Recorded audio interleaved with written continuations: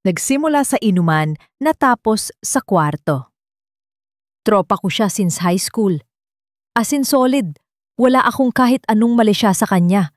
Sobrang comfortable, parang kapatid.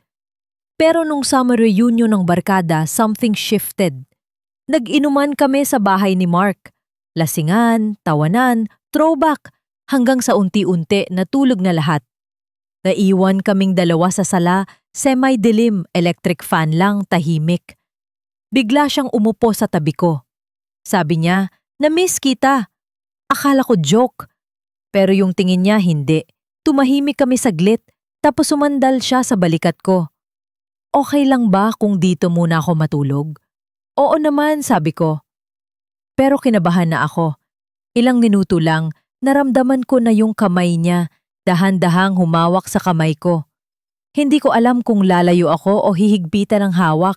Tapos bumulong siya. "Hindi mo talaga naisip kahit minsan, tayo?" Hindi na ako nakasagot. Hinalikan niya ako. Walang label, walang usapan. Pero alam kong hindi na kami babalik sa dati. Kinabukasan nagkatinginan lang kami.